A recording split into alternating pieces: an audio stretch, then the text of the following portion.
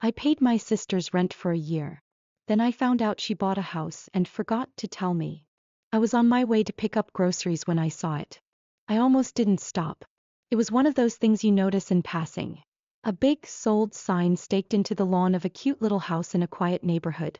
But something caught my eye. The car in the driveway. My sister's car.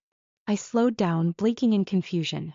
Megan's car had a dent on the side from when she backed into a pole last year, so I knew it was hers. But why was she parked here? At first, I thought maybe she was visiting a friend. Or maybe she was house sitting.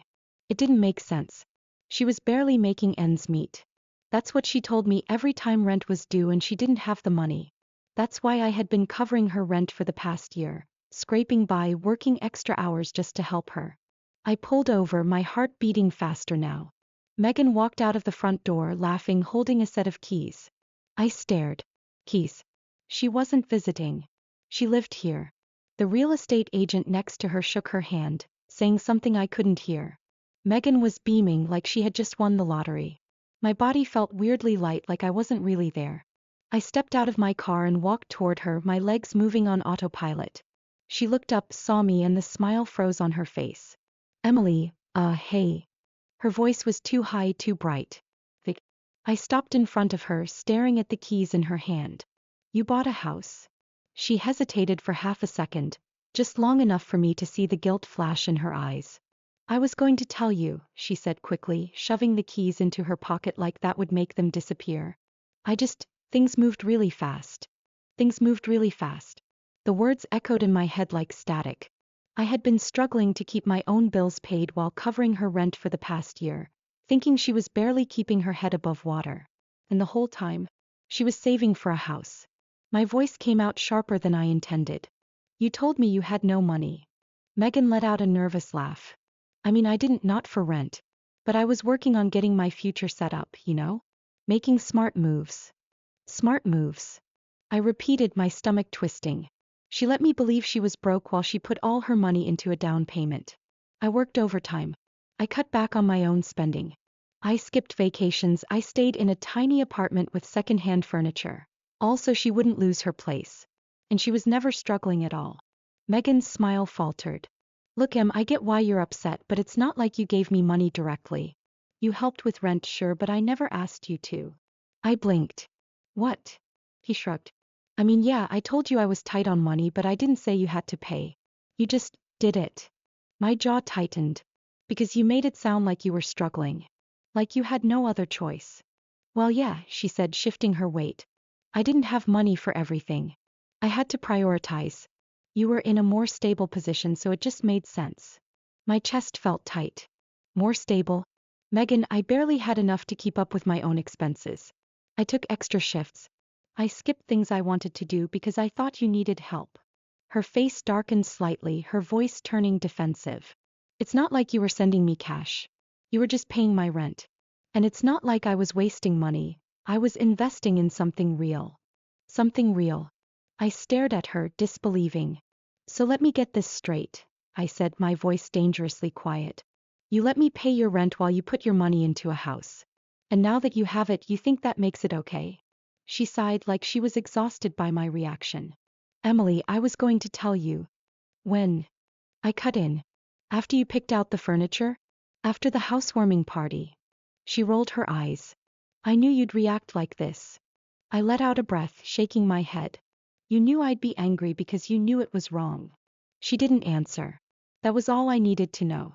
I turned and walked back toward my car. Emily, come on, don't be like that, she called after me. I didn't stop. Look, if you're upset, I'll make it up to you. You can come stay here whenever you want. I'll even let you use the guest room. I got in my car and slammed the door before she could finish. As I drove away, my hands were shaking. Not just from anger. From humiliation. I had been played. I had spent a year struggling to make ends meet, thinking I was helping my sister, thinking I was keeping her afloat. And she never needed my help at all. I gritted my teeth, gripping the wheel tighter. She let me sacrifice for her. And she didn't even feel bad about it.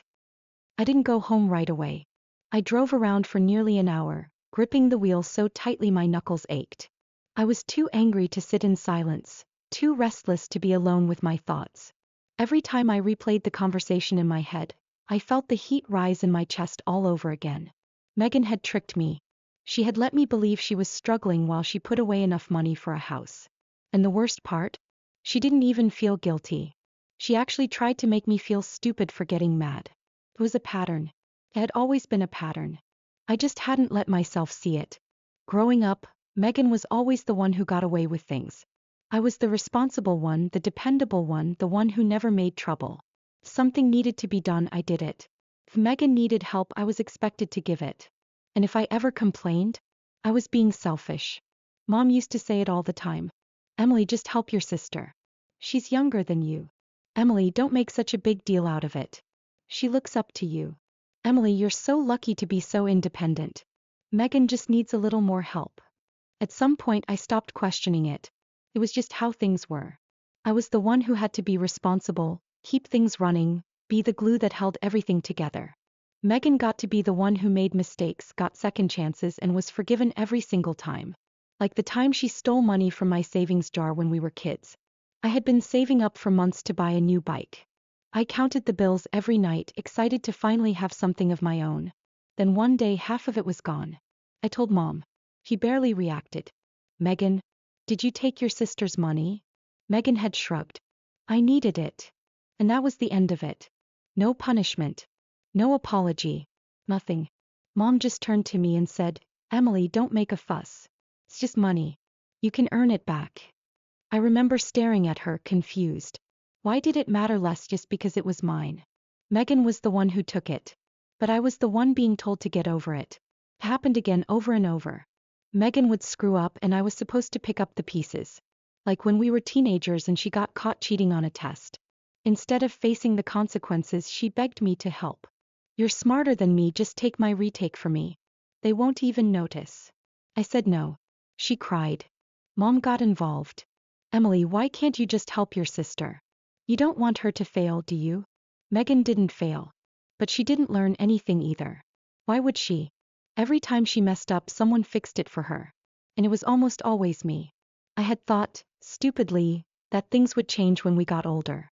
That she would grow up, take responsibility for herself, stop expecting me to handle everything for her. I was wrong. Because here I was, a grown woman who had just spent an entire year struggling to cover my sister's rent while she saved up for a house. And she didn't even have the decency to feel bad about it. I gritted my teeth, slamming my foot down harder on the gas pedal. Megan's voice echoed in my head. I mean, yeah, I told you I was tight on money, but I didn't say you had to pay. You just did it. Like it was my fault. Like I had tricked myself into believing she needed help. But she had let me. She encouraged it. She had no problem taking and taking and taking as long as I was willing to give. I wanted to scream. Instead, I drove home, parked in my tiny apartment complex, and sat in the dark, staring at the dashboard. I thought about all the times I had told myself Megan would do the right thing. That she would change. That this time would be different.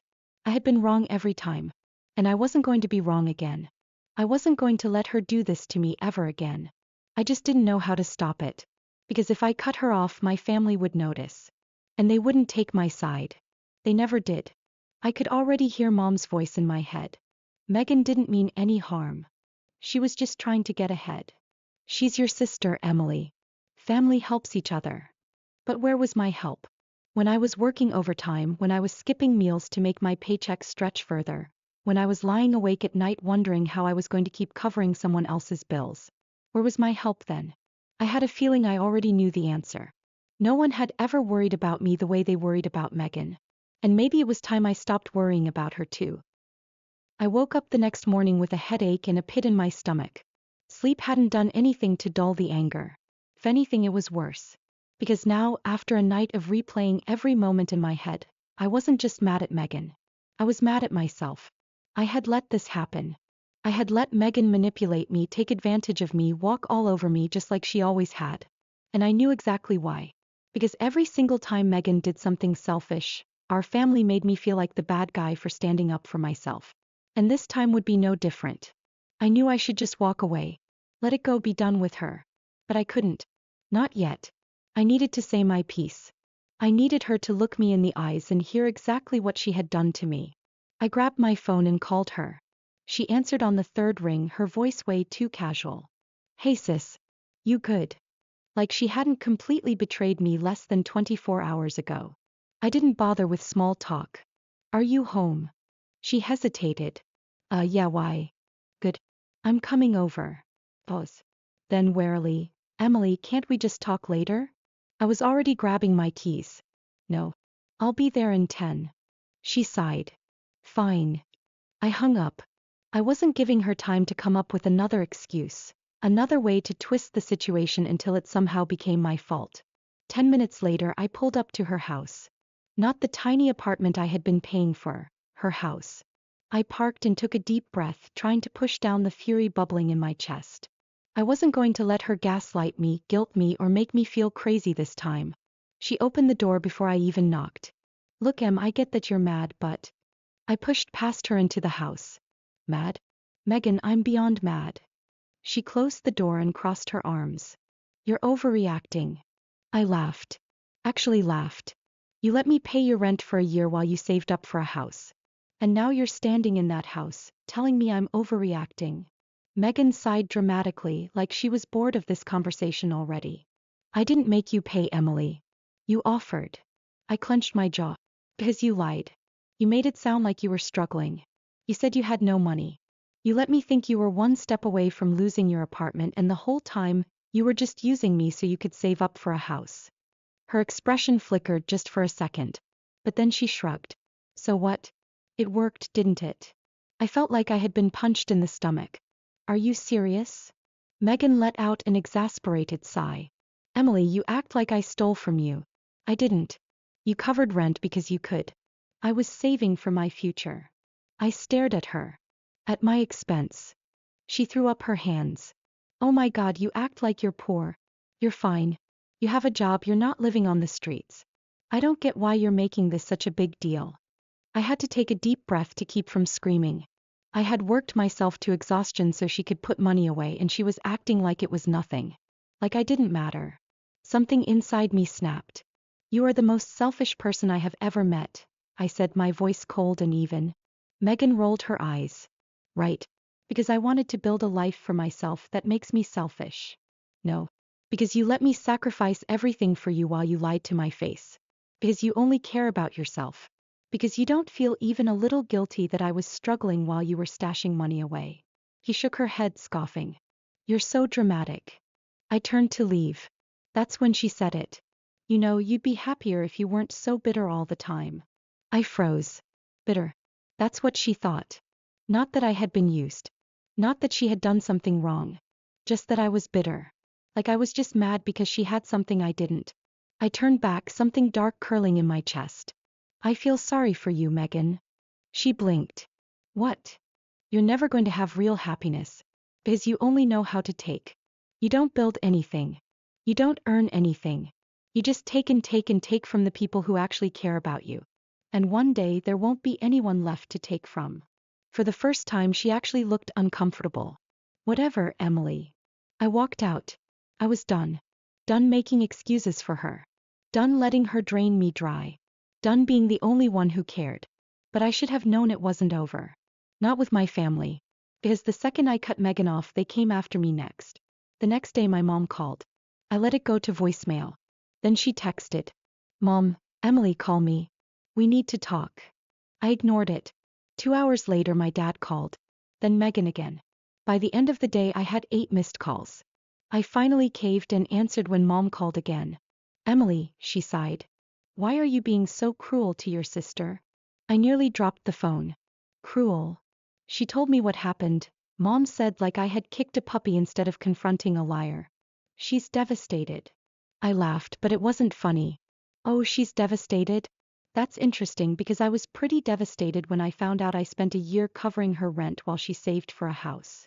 Emily, Mom said, that disappointed tone slipping into her voice. Megan needed help. You've always been the responsible one. It just made sense for you to help her until she was on her feet. I squeezed my eyes shut. Mom. She wasn't struggling. She was lying. She was doing what she had to do, Mom said firmly. And now she has a house. Isn't that a good thing? I gritted my teeth. Not when she got it by manipulating me. There was a long pause. Then, you're always so stubborn, Mom sighed. You've never been able to just let things go. I clenched my jaw. You mean I don't let people walk all over me? She's your sister, Emily. Family helps each other. I let out a slow breath. And what about me? Mom hesitated. What? When have you ever expected Megan to help me? My voice was quiet now. When has she ever done anything for me? Silence. Then, Emily, don't be difficult. I closed my eyes. It was never going to change. Megan wasn't the only problem. My whole family was the problem. And I was finally done playing my role in it. I didn't respond to my mom.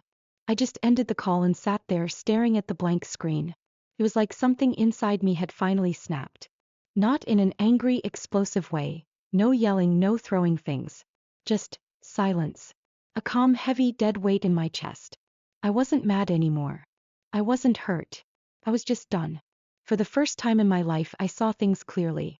I had spent years believing I was part of this family, that I mattered, that they saw me as something more than just the one who cleaned up after Megan's mistakes.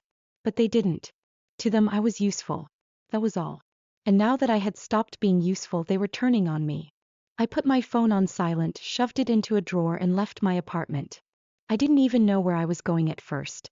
I just needed to move. I needed to be anywhere but here, drowning in their voices in my head, trying to pull me back in. An hour later, I found myself at a cafe on the other side of town, sipping a cup of coffee I wasn't even sure I wanted. I stared out the window, watching people pass by, their lives normal, simple, untouched by the kind of exhaustion I felt. And then my phone vibrated. I shouldn't have checked it. I knew that. But I did. A message from my dad. Dad, Emily, I really think you need to apologize to your sister. She's really upset and you're being unfair. Unfair.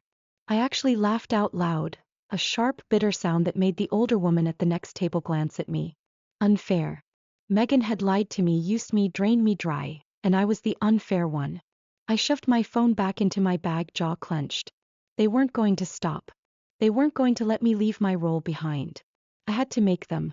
The next morning, I woke up to another round of missed calls and texts. I didn't answer. Then someone knocked on my door. I knew before I even looked who it would be. I opened it to find Megan standing there, looking exhausted, like she hadn't slept. Her expression flickered when she saw me, like she was expecting someone softer, someone ready to make peace. I just stared. She sighed. Emily, can I come in? I crossed my arms. Why? She let out a short laugh, shaking her head. Wow. Okay.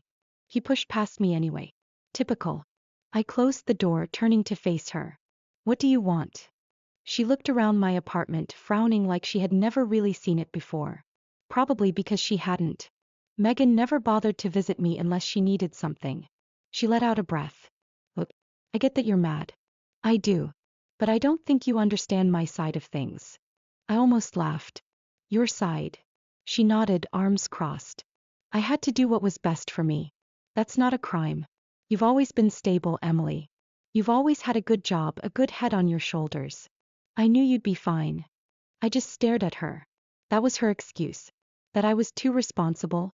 So, because I was fine, that meant it was okay to use me? I asked. She rolled her eyes. Oh my God, I didn't use you. I raised an eyebrow. She hesitated. Okay, maybe I let you help me. But that's what family does. We help each other. No, Megan, I said, voice steady. I helped you.